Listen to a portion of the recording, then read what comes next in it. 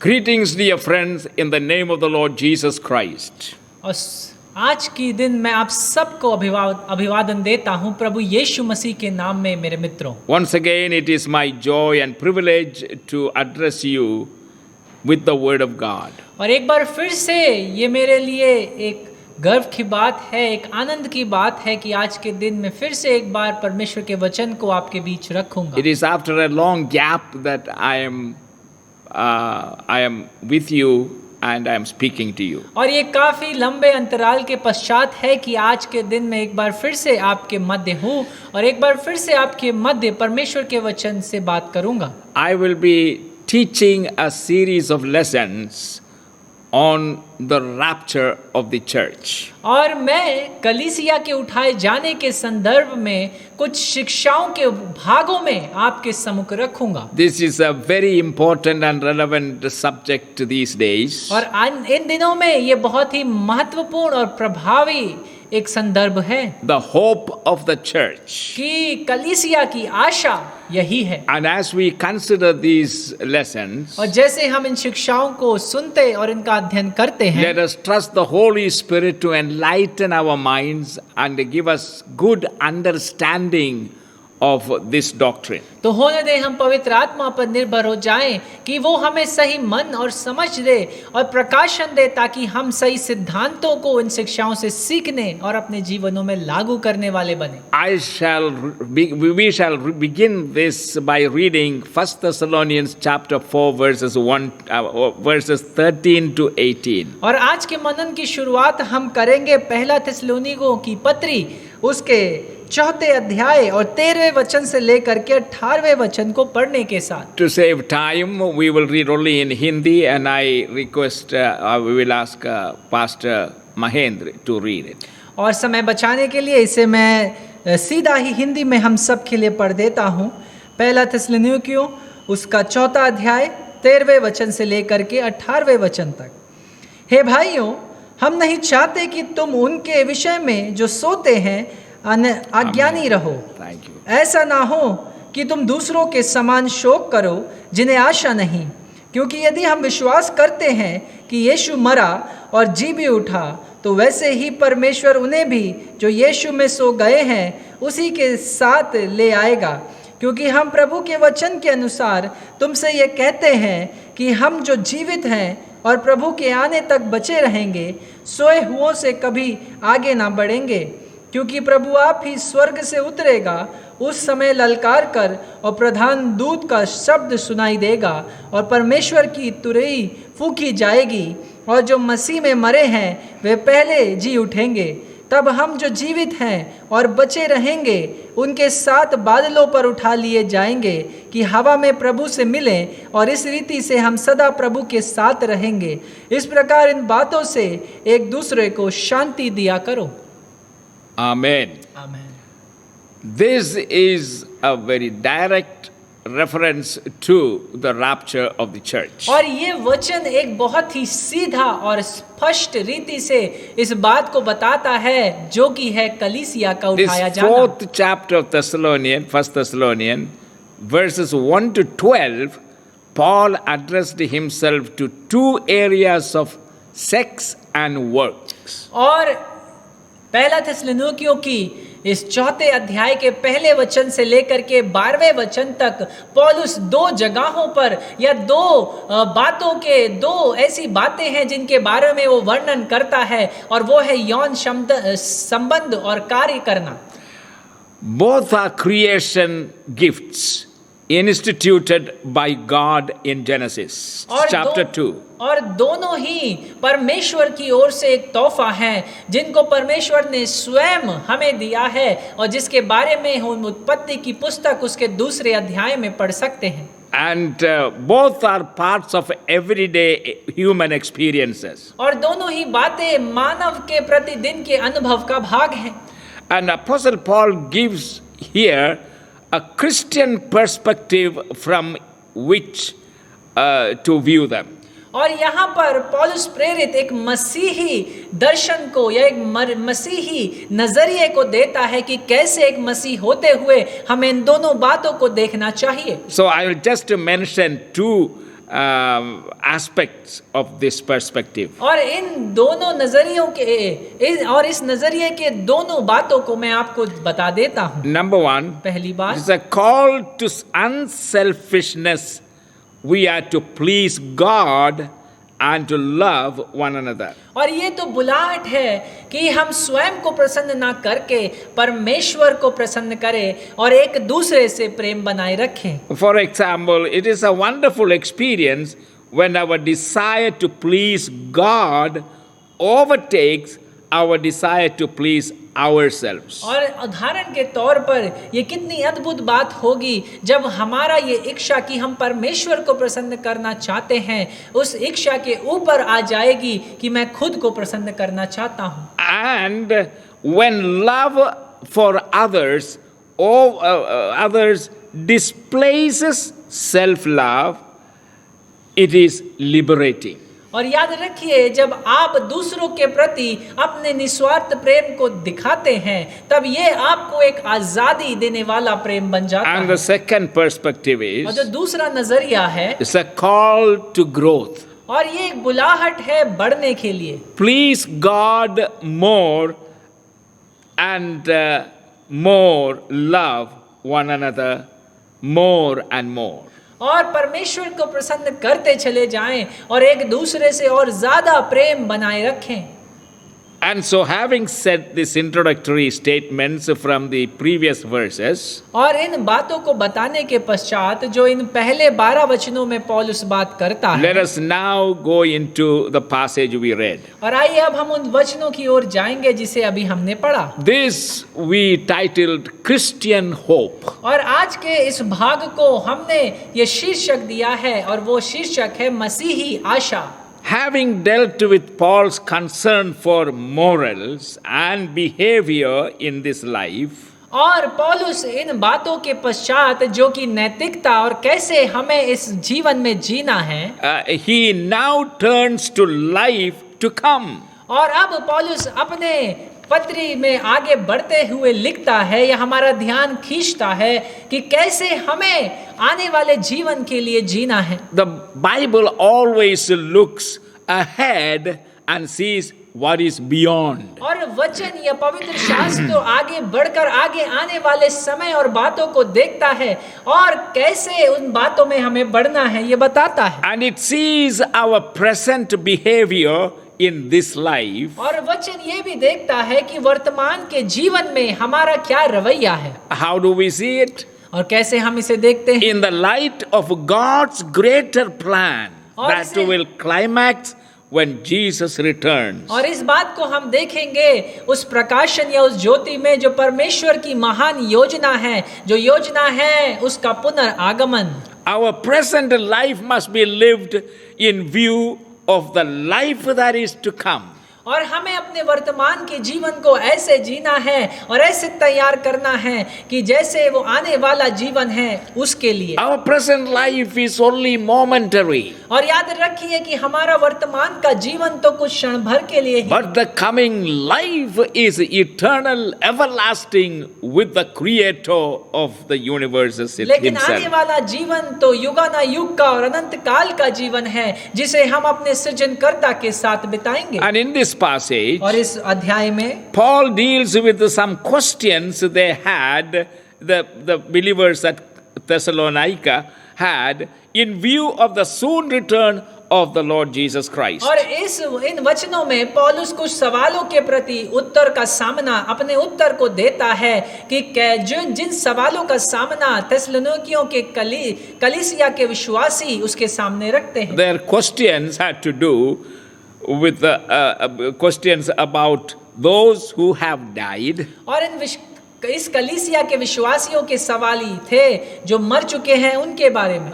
what has happened to them? वो पूछते हैं कि ऐसे जो मर चुके हैं उनके साथ क्या हुआ? Are they all right wherever they are? क्या वो सही हैं जहाँ कहीं पर भी वो हैं? Will we see them again? क्या हम उन्हें फिर से दोबारा देखेंगे? These are some of the questions that troubled them.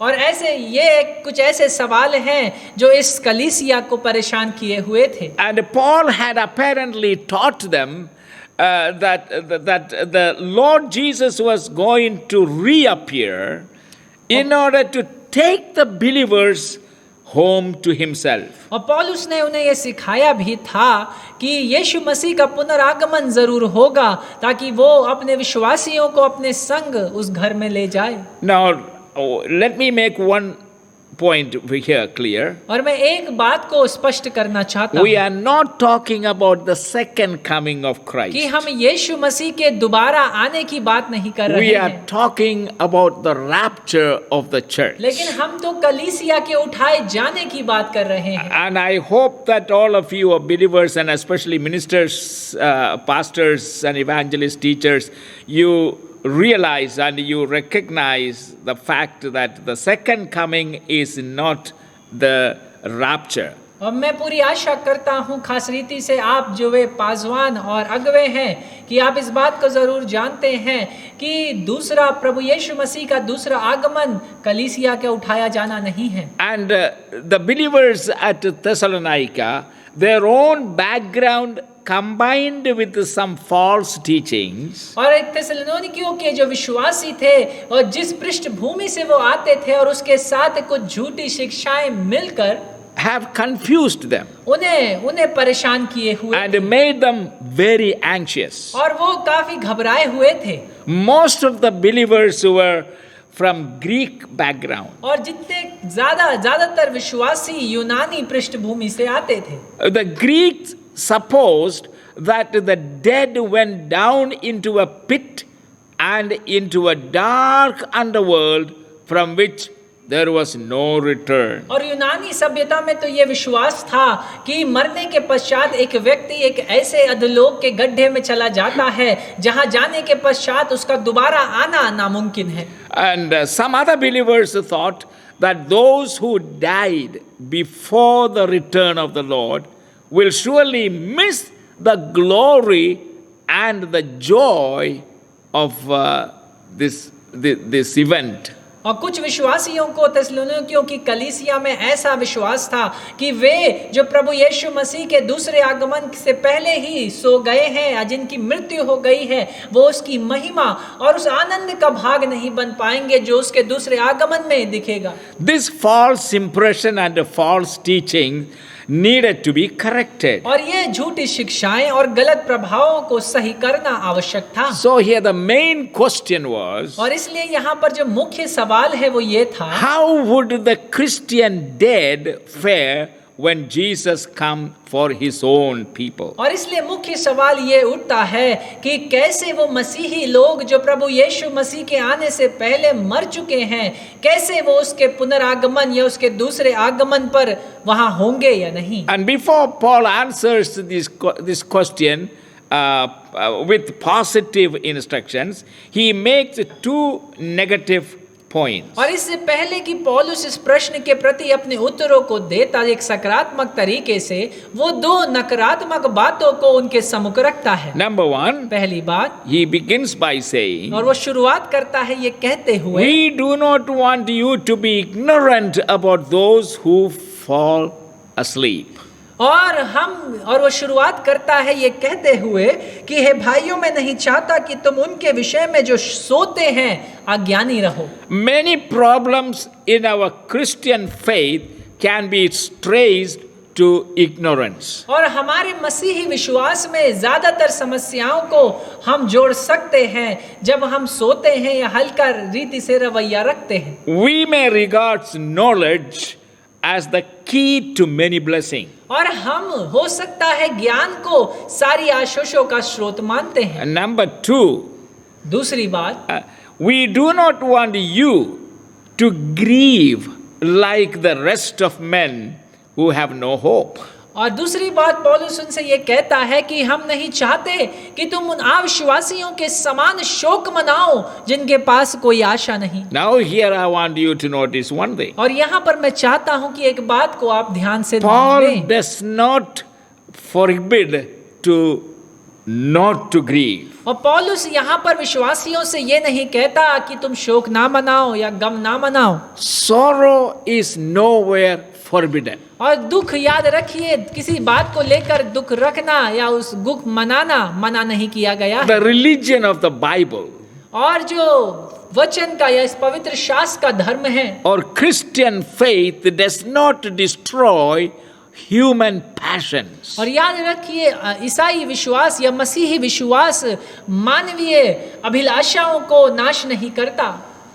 We do not part with emotion in our nature when we receive Christ. और इसीलिए याद रखिए, हम अपनी भावनाओं को खुद से दूर नहीं करते या दूर नहीं करना चाहते जब हम यीशु मसीह को अपने जीवन में ग्रहण कर लेते हैं। Now, a griefless life can never be a joyous one. और इसलिए याद रखिए कि ऐसा जीवन जिसमें शोक या गम या दुख नहीं, वो कभी भी आनंदित जीवन नहीं हो सकता। But here, that sorrow for the dead is aggravated. लेकिन यहाँ पर मरे हुओं के लिए जो शोक है या गम है उसे एक ऊंचे स्तर में दिखाया गया है। Not aggravated means crossing the boundary. और इसका मतलब ये है जो सीमाएं हैं उनको पार करके भी और दुखी और शोकित हो जाना। By ignorance of their future destiny. और ये ऐसा करने के द्वारा क्योंकि वो अपने लक्ष्य को या अंतिम पड़ाव को या उस अनंत के जीवन को नहीं जानते। Mourning or weeping is natural. और याद रखिए, रोना या गम मनाना या शोक मनाना तो स्वाभाविक है। And it would be very unnatural not to sorrow, not to mourn, or not to weep over death. और ये तो बड़ा अस्वाभाविक या अस्वाभाविक होगा जब किसी की मृत्यु हो और हम शोक ना मनाएं या हमारी आंखों में आंसू ना हो। At the loss of someone who is very close to us. और एक ऐसा व्यक्ति जो हमारे बहुत निकट या हमारे बहुत प्रिय था। At funerals. या मान लीजिए किसी की जो मृत्यु हो जाती है उन सभाओं में। Genuine Christians joyfully celebrate Christ's decisive defeat or victory over death. और ऐसी सभाओं में, ऐसी परिस्थितियों में सच्चे मसीही तो आनंद मनाते हैं प्रभु यीशु मसीह की विजय का जो उसने मृत्यु के ऊपर पाई है। That is the Christians' attitude and celebration at the graveyard. और यही एक मसीही की उत्साह है, एक मसीही का मनोबल है जब वो उस कब्रिस्तान में पहुंचता है। But we do so only through tears of personal sorrow. लेकिन हम ऐसा करते हैं अपने व्यक्तिगत आंसुओं को बहाकर। What Paul forbids is not grief but hopeless grief. और इसलिए पौलुस जिस बात के लिए मना कर रहा है या रोकता है वो शोक मनाने के लिए नहीं, लेकिन एक ऐसा शोक मनाना जो आशाहीन शोक है उसके लिए वो मना करता है। Yes, that is what Paul is forbidding. और इसी बात को पौलुस मना करता है या उसके लिए रोकता है। Now, before enter into the positive instructions, और इससे पहले कि हम सकारात्मक निर्देशों की ओर बढ़े, I would like us to notice the expression used to define death. मैं चाहता हूं कि हम उस बात को देखें कि किन बातों या शब्दों का प्रयोग किया गया है मृत्यु को दर्शाने के The लिए। expression used here is sleep. और यहाँ पर जो शब्द प्रयोग किया गया है वो है सो गए।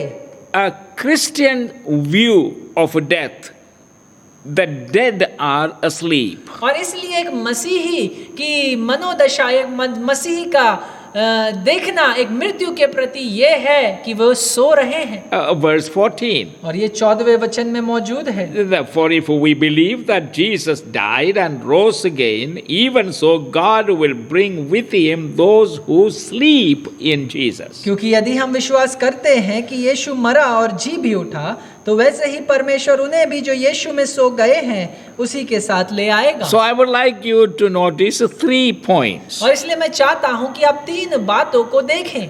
Number 1, पहली बात, sleep is expressive of what?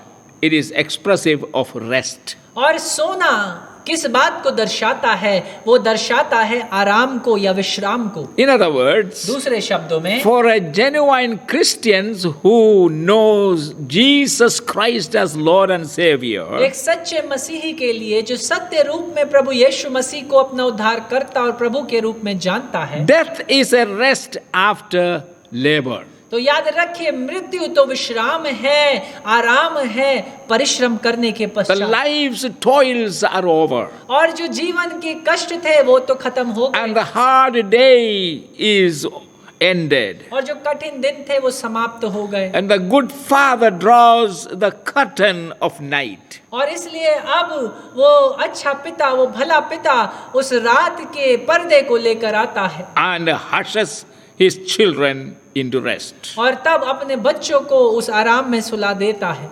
That is death for a Christian. और यही है मृत्यु एक मसीही के लिए।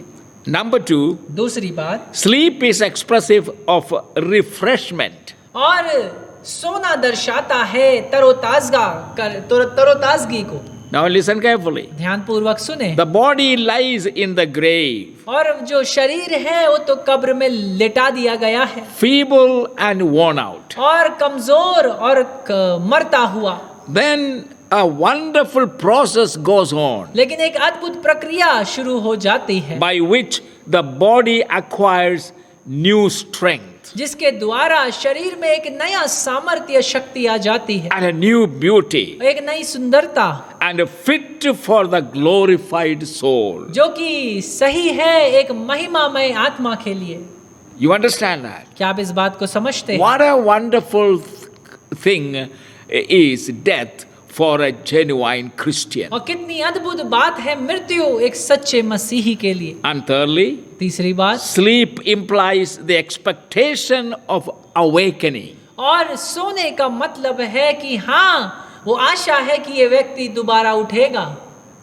We commit bodies of the departed saints to the earth. हम जो हमारे बीच से जो परमेश्वर के संत हैं, हमें छोड़ गए हैं, उनकी देह को, उनके शरीरों को हम पृथ्वी में, उस मिट्टी में वापस देते हैं। And when we do it, और जब हम ऐसा करते हैं, we are very sure and certain because we have a hope of a glorious resurrection. तब हम इस बात को लेकर बहुत निश्चित, और यही हमारी आशा है कि एक महिमामय पुनरुत्थान इस शरीर का हो It जाएगा। is just like we going to bed in the night after days labor and work.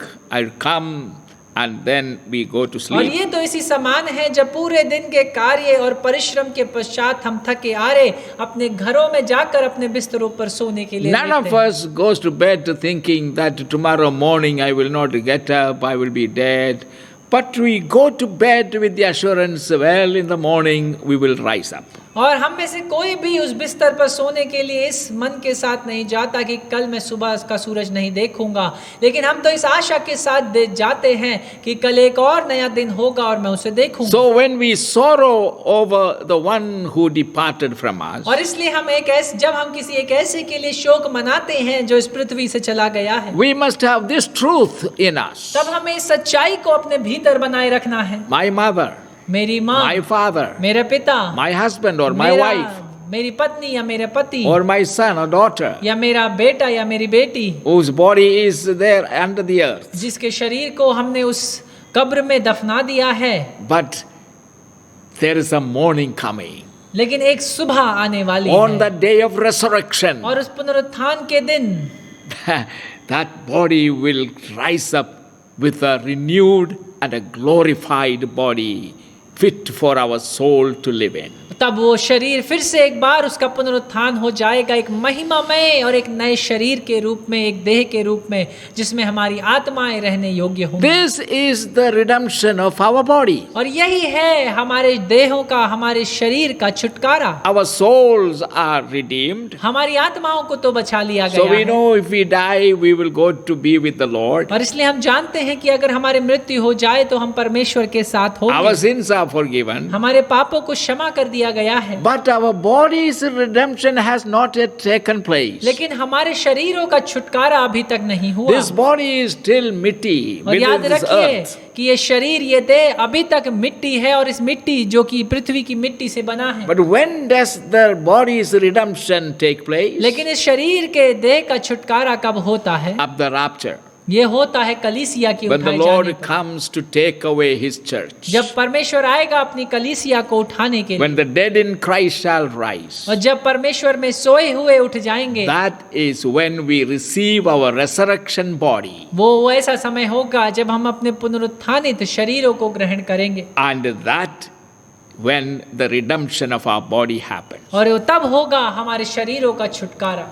In this body, और इस शरीर में sickness enter any time. ये बीमारी तो किसी भी क्षण आ सकती है, And any kind of और sickness. किसी भी प्रकार की बीमारी, There will be pain, और दर्द होगा, tiredness, थकान होगी, exhaustion, और and थकावट आएगी, weakness, कमजोरी आएगी, and hunger. और भूख होगी, And we fall and we rise up again and then again stumble. और हम गिरते हैं, फिर उठ जाते हैं, लड़खड़ाते हैं, लेकिन फिर खड़े हो जाते And हैं, then death comes. और उसके पश्चात मृत्यु आती है। But in the resurrection body, लेकिन इस पुनरुत्थान हुए शरीर में no more sickness can enter. अब कोई बीमारी नहीं आ No सकती, more pain. अब कोई दर्द नहीं आ And सकता, no more exhaustion. अब कोई थकावट नहीं आ सकती। Hallelujah. Hallelujah. This is the resurrection body. और ये है एक पुनरुत्थान हुआ शरीर। Amen. आमीन। This is the hope of the church. और यही है कलीसिया की आशा। Paul wanted to deliver his readers from the grief experienced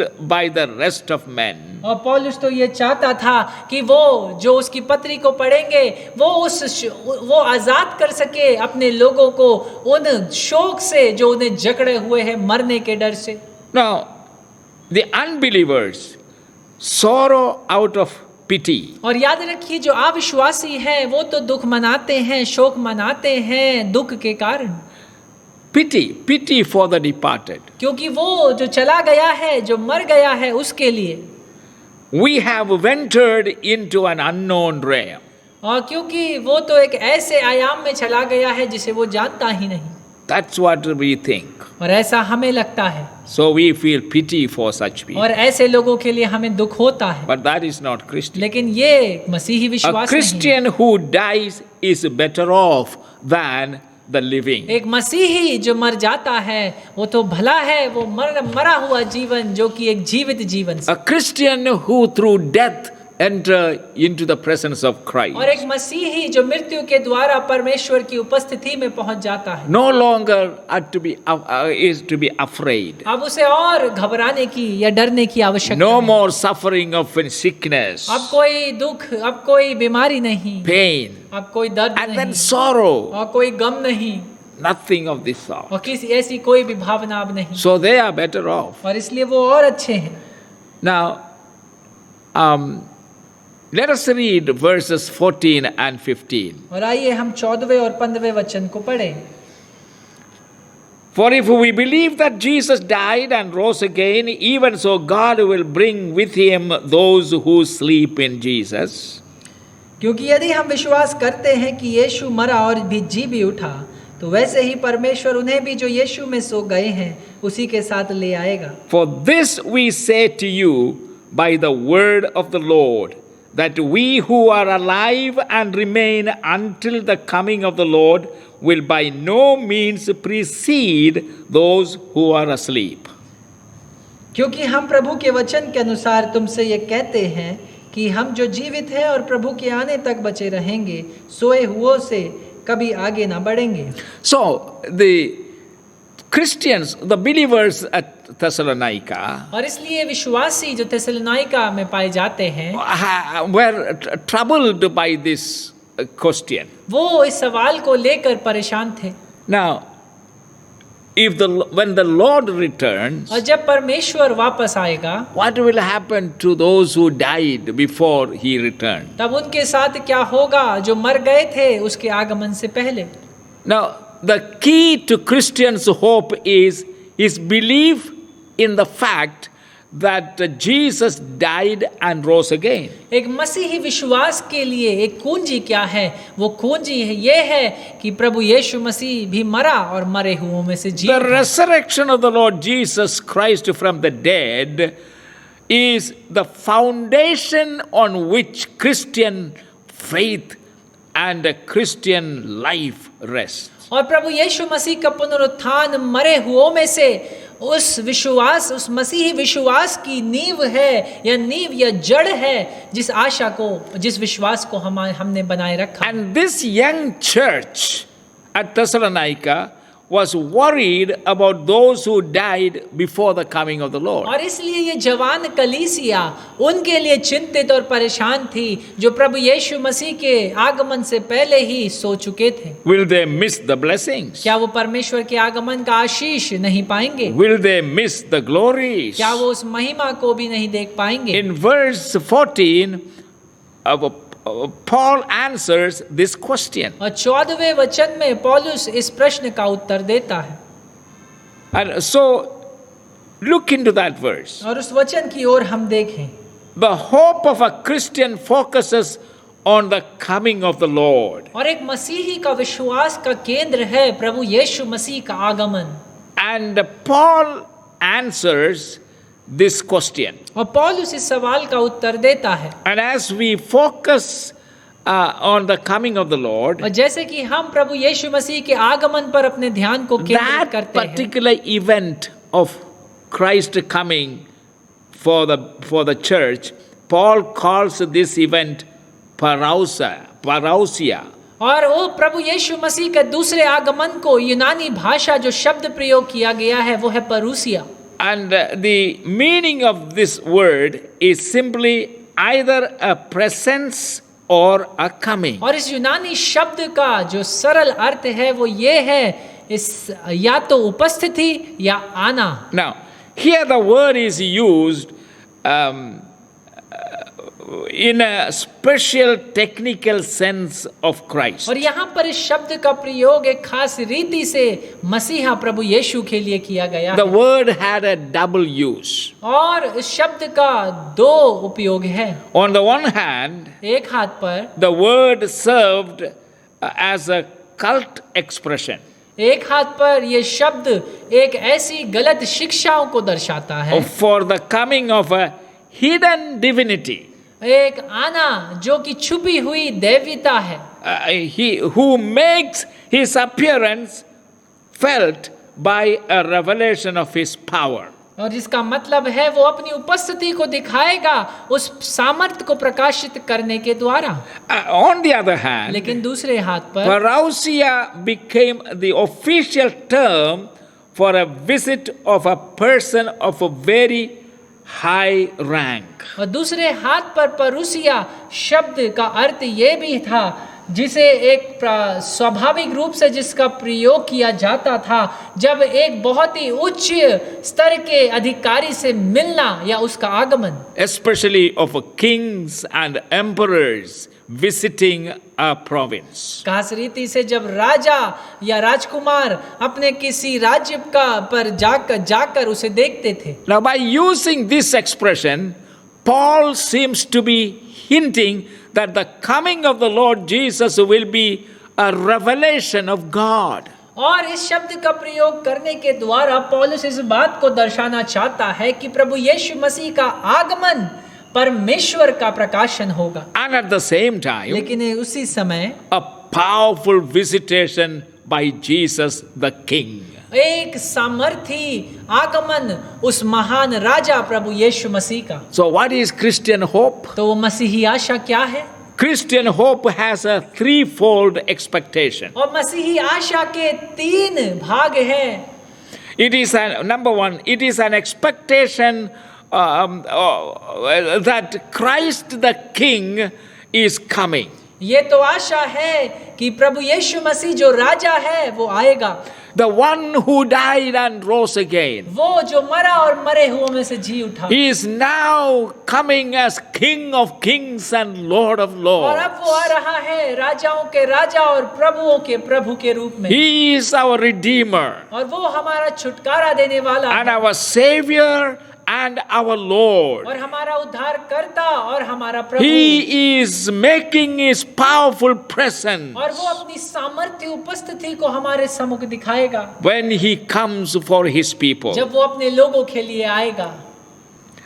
Number two, दूसरी बात, this hope also contains the belief that when He comes, the Christian dead will come with him. और ये आशा, इस आशा को भी अपने साथ लिए हुए है कि जब यीशु मसीह का आगमन होगा तो वो अपने साथ मसीही जो उसके आगमन से पहले सो गए थे या जिनकी मृत्यु हो गई थी उन्हें अपने साथ लेकर के आएगा। So when he comes for the church, और इसलिए जब वो कलीसिया को उठाने के लिए आएगा, who will be with him? उसके साथ कौन होंगे? The number one group will be those who died in the Lord, वो पहला समूह वो उन लोगों का होगा जो प्रभु यीशु मसीह में सो गए who थे are now present with Jesus. और लेकिन जो अब प्रभु यीशु मसीह के साथ उपस्थित हैं। And as we can imagine, they will be in the millions. और जैसा कि हम सोच सकते हैं ये लाखों की गिनतियों में So होंगे। as the Lord descend from heaven, और इसलिए जैसे परमेश्वर स्वर्ग से नीचे उतरेगा appear in the mid sky, और बादलों के बीच में दिखेगा, the huge crowd with him is none other than those who died in the Lord. और वो बड़ी भीड़ जो उसके साथ होगी वो और कोई नहीं, वे वही लोग हैं जो उसके आगमन से पहले ही मर चुके थे। And then what about the living Christian? और लेकिन जीवित मसीहों के साथ क्या होगा? The Christian living will join them. जो जीवित रहेंगे उस समय तक वो इस समूह के संग जुड़ जाएंगे। That is the miracle of the और Lord. यही है परमेश्वर का चमत्कार। And while Jesus remains in the mid sky, और जबकि प्रभु यीशु मसीह बादलों के बीच बना रहेगा, when he comes to rapture his church or take away he comes for the church, और जबकि वो अपनी कलीसिया को उठाने के लिए आएगा, it is going to be a very secret appearance that will be known only by his followers. तब ये बहुत ही गुप्त आगमन होगा जो सिर्फ उसके अनुयायी जानते और समझते He will हैं। not come down to this earth. क्योंकि वो इस पृथ्वी पर नहीं उतरेगा। While he is remaining और there, जबकि उन बादलों के बीच वो रहेगा, the souls of these believers who died in the Lord will continue to descend and enter into their burial places. तब वे वो भीड़ में जो परमेश्वर के संग लोग हैं, समूह है जो परमेश्वर के आगमन से पहले मर चुके थे, उनकी आत्माएं नीचे उतरेंगी और अपनी कब्रों में जाएंगी अपने शरीरों के भीतर। And from there they shall rise up. और उस कब्रों के बीच से उठ खड़े होंगे। That is the resurrection of the believers. यही है विश्वासियों का पुनरुत्थान। This and that will be a resurrection body, not the body that was buried. और ये एक पुनरुत्थान किया हुआ शरीर होगा, ना कि वैसा शरीर जिसे उस मिट्टी में दफनाया In गया। connection with, please read the 15th chapter of 1 Corinthians. और इससे जुड़े हुए आप पहला कुरिन्थियों उसके 15वें अध्याय को पढ़ सकते हैं। This body is buried in weakness, क्योंकि इस देह को तो दफना दिया गया कमजोरी में, but will come out with power. लेकिन ये सामर्थ के संग उस कब्र से बाहर It निकला। was mortal, और वो तो ये तो नाश्वर शरीर था, but now it will rise immortal. लेकिन अब ये शरीर पुनरुत्थान होगा अनाश्वर के रूप With the resurrection body, और उस पुनरुत्थान शरीर के as साथ they rise up, जैसे वे उठते हैं, the living Christians will join them. वो जीवित मसीही उनके संग जुड़ जाएंगे। So as one crowd, और एक भीड़ होने के साथ, hallelujah, hallelujah, they shall snatch away. और उन्हें वहां से उठा लिया जाएगा। What a joyous hope. और कितनी अद्भुत आशा हमारी है।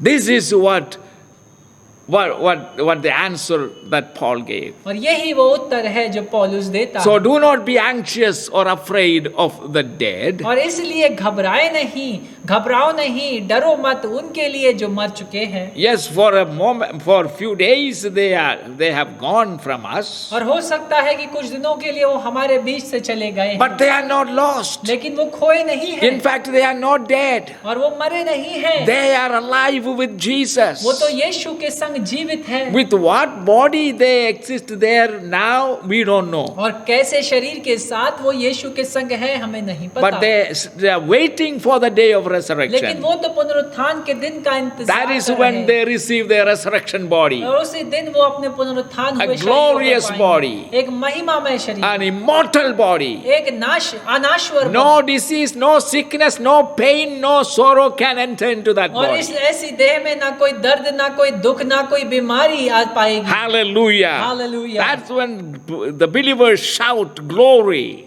और उस समय विश्वासी चिल्लाएंगे महिमा। And what Paul is affirming is that neither the Christian dead और पौलुस इस बात को यहाँ पर बता रहा है कि ना ही मसीही मरे हुए nor the Christian living और ना ही मसीही जो जीवित हैं will be left उन behind दोनों ही पीछे नहीं or छूटेंगे excluded from blessings and glories of parousia. और या तो उस आशीषों से या उस महिमा से जो यीशु के दूसरे आगमन की होगी उससे नहीं बचे, What? उससे नहीं पीछे हटेंगे। What shall I say about when Jesus comes? और क्या मैं कहूँगा जब यीशु आएगा? As I said, he will be the King of Kings and Lord of Lords. वो तो राजाओं का राजा और प्रभुओं का प्रभु होगा। In the process of this teaching, और इस शिक्षा की प्रक्रिया में Paul also present an impartial God. पौलुस एक ऐसे परमेश्वर को भी दिखाता है जो किसी की ओर जो सबके लिए बराबर है। In other words, दूसरे शब्दों में neither group, meaning Christian dead or Christian living, will have any advantage over the other. और इसका मतलब ये है कि परमेश्वर दोनों ही समूहों के लिए बराबर है, जिसका मतलब दूसरे शब्दों में ये है कि मसीही जो जीवित रहेंगे और मसीही जो प्रभु के आगमन से पहले सो चुके हैं, दोनों को एक दूसरे के ऊपर कोई लाभ नहीं है। Paul assures the believers और पौलुस विश्वासियों को इस बात का भरोसा दिलाता है that the believers that are dead in Christ will not be separated either from Christ, for they will come with him.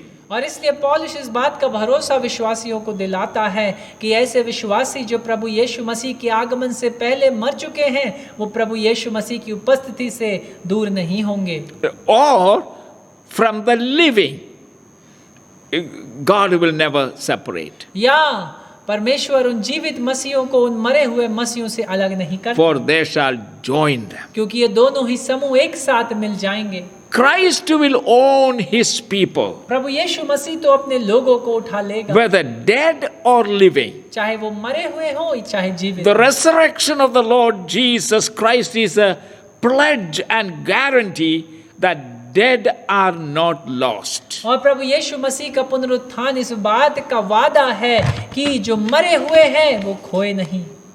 And this is the wonderful hope of the church. और यही है कलीसिया की एक अद्भुत आशा। Hallelujah. Hallelujah. The dead are not separated either from Christ or from the living. और इसलिए जो मरे हुए हैं वो ना तो मसीह से और ना ही जीवितों से अलग होंगे। Paul is asserting और पौलुस इस बात को बता रहा the है unbreakable solidarity which the people of Christ enjoys. और वो एक ऐसा एकांत जो परमेश्वर के लोग उसके साथ आनंद लेते हैं with Christ and with each other. जिसका आनंद वो प्रभु यीशु मसीह के साथ और एक दूसरे के साथ लेते हैं, Which even the death cannot destroy. और जिसका नाश मृत्यु भी नहीं कर पाएगी। For death has no power over a child of God क्योंकि or a मृत्यु का faithful कोई- follower of Christ. क्योंकि मृत्यु का कोई अधिकार परमेश्वर के विश्वास योग्य बच्चों के ऊपर नहीं। Now, in verse 15, और 15वें वचन में there are two questions we must address. और दो ऐसे सवाल हैं जिन्हें हमें देखना है। The verse 15 says, "For this we say to you by the word of the Lord, that we who are alive and remain until the coming of the Lord will by no means precede those who are asleep." क्योंकि हम प्रभु के वचन के अनुसार तुमसे यह कहते हैं कि हम जो जीवित हैं और प्रभु के आने तक बचे रहेंगे, सोए हुओं से कभी आगे ना बढ़ेंगे। There are two questions we must address. दो ऐसे सवाल हैं जिनका सामना हमें करना है। Paul makes this declaration पौलुस इस घोषणा को करता है about the Christian living वे जो मसीही जीवित हैं, by saying, और ये कहने के द्वारा according to the Lord's own word. और परमेश्वर के अपने शब्दों के द्वारा, To what word he is referring to? और किन शब्दों को वो कहता है? He associates himself with the Christian living, we who are still alive. और पौलुस खुद को उन जीवित विश्वासियों के संग जोड़कर ये कहता है कि हम जो अभी भी प्रभु में जीवित हैं। Is he asserting that the parousia would take place in his lifetime? क्या वो इस बात को बोलना चाह रहा है कि यीशु मसीह का आगमन उसके समय में होगा? Because the question is asking, he is including himself, we who are still क्योंकि वो alive. खुद को इस वचन में कहता है, क्योंकि हम प्रभु के वचन यानी वो खुद को इसमें जोड़ता है। And I think we need to wait, we stop here. और मुझे लगता है यहाँ पर हम इस अध्ययन को रोकेंगे। And in our next meditation, we shall consider these questions, the two questions. और अपने अगले भाग जो हमारा मनन का होगा उसमें इन दो सवालों के ऊपर हम अपने अध्ययन को जारी रखेंगे। But meanwhile, लेकिन तब तक this, my brothers and sisters, और ये मेरे भाइयों और बहनों and young children, और जो जवान बच्चे is हैं, the hope of a Christian. यही है आशा एक This मसीही is the living hope of the church. और यही एक जीवित आशा है कलीसिया की। And because of this assurance, और इस भरोसे के साथ, and when Jesus came out of the grave on the third day, और जब यीशु मसीह उस कब्र से उस तीसरे दिन निकल आया, among all other glorious truth revealed, और जितने और दूसरे महिमामय सच्चाइयां सामने आई, one important thing is, it is a guarantee of our own resurrection. एक महत्वपूर्ण बात उसके पुनरुत्थान की ये थी कि ये तो इस बात को सुनिश्चित करता था कि हमारा पुनरुत्थान भी होगा। Therefore, और इसलिए when one of our loved ones who knows the Lord Jesus Christ and following him, when he or she passes away, इसलिए हमारा कोई प्रिय जो प्रभु यीशु मसीह को जानता और उसे ग्रहण किए हुए we था, grieve, वो उसकी मृत्यु हो जाती है, We- तब हम शोक मनाते we हैं weep, और हम रोते हैं we have tears. और हमारी आंखों में आंसू But होते हैं। yes, but behind all that, लेकिन इन सारी बातों के पीछे there is reason to celebrate. एक कारण है हमारे पास उत्साह मनाने के लिए। That brother or sister, that child has passed on to the other life where he or she no longer suffers anything that we go through in this life. और वो भाई या वो बहन या वो बेटा अब इस जीवन के परे उस आयाम में जा पहुंचा है जहां एक अनंत जीवन का उसका इंतजार कर रहा है, और अब इस जीवन के कष्ट उसे और परेशान ना करेंगे। And so let us live with this great expectation. और इसलिए होने दे इस महान आशा के साथ हम And I want to tell you one thing. और एक बात मैं आपको बताना चाहता हूँ, This resurrection and rapture of the church और ये कलीसिया का उठाया जाना और ये पुनरुत्थान can happen anytime. ये किसी भी क्षण हो सकता है। There are no prophecies to be अब और fulfilled. कोई भविष्यवाणियां बची नहीं There जो are पूरी no होंगी। signs अब कोई given. और चिन्ह नहीं जो बचे हैं, All the signs and prophecies are concerning the second coming क्योंकि of सारे Christ. चिन्ह और सारी भविष्यवाणियां तो प्रभु यीशु मसीह के दूसरे आगमन के पश्च के लिए है। This rapture of the church और कलीसिया का उठाया जाना is a one twinkling of an eye. पलक झपकते ही हो जाएगा, Twinkling, that's all it takes. और इतना ही समय The लगेगा Lord descending और परमेश्वर नीचे with the आएगा, trumpet sound, एक तुरही फूकी with a जाएगी loud command, और एक बहुत बड़ी आज्ञा with the दी जाएगी, millions of believers dead now coming with him, और जितने लाखों करोड़ों मरे हुए विश्वासी उसके and साथ there are आएंगे, angels, और स्वर्गदूत hallelujah, hallelujah as they descend, जैसे वे नीचे उतरेंगे, as the resurrection happens. जैसे उनका पुनरुत्थान होगा, The living Christians shall go through a transformation. तब वे जीवित मसीही एक परिवर्तन से होकर के They निकलेंगे। too shall get rid of this body. उन्हें भी इस शरीर से आजादी मिल जाएगी And then together they shall be snatched away. और एक साथ मिलकर उन्हें परमेश्वर उठा In लेगा। other words, one of these days, और दूसरे शब्दों में इनमें से कोई भी एक दिन millions and millions of people will be evacuated from the face of the earth in a twinkling of an eye. लाखों और लाखों की संख्या में लोगों को उठा लिया जाएगा इस पृथ्वी पे पलक झपकते ही, Christ comes for the church. क्योंकि यीशु मसीह कलीसिया के लिए आ रहा है। And we will continue this. और हम अपने अध्ययन को जारी So रखें don't miss any of these teaching. और इन शिक्षाओं को अब से आप जुड़े रहें। And God's blessing be upon you. परमेश्वर का आशीष आप सबके ऊपर बने। Live with eternity in view. और इसलिए जिए अनंत काल को अपने मन और दिमाग में रखें Don't live for this present और world. इस वर्तमान के समय के लिए ना जिए Live for the life and the world that is coming. और इसलिए उस जीवन के लिए और उस संसार के लिए जो आने वाला है उसके लिए जिए। God's blessing be upon you. परमेश्वर की आशीष आप सबके ऊपर। Lord, we thank you for this word of hope and word of assurance. परमेश्वर हम धन्यवाद देते हैं इस आशा और भरोसे के वचन The के लिए promise और वो वादा that you will come for the कि church तू आएगा कलीसिया के लिए and remove the church from the face of the earth और कलीसिया को उठा लेगा इस पृथ्वी पर से before the great tribulation उससे happens. पहले कि वो महाकलेश शुरू हो। May we be prepared, होने Lord, दे हम तेरे उठाए जाने के लिए तैयार because हों। it can happen anytime, क्योंकि ये किसी भी क्षण हो सकता है suddenly. अचानक से। Thank you धन्यवाद for the Holy Spirit. पवित्र आत्मा की। Continue to bless your people and let them live for eternity. अपने लोगों पर तेरी आशीष बनाए रख और होने दे वो अनंत काल को मन में रख कर जिए In Jesus' name. यीशु के नाम में Amen. आमीन। God bless you. परमेश्वर आप सबको Have a wonderful day. एक अद्भुत दिन आपका बीते।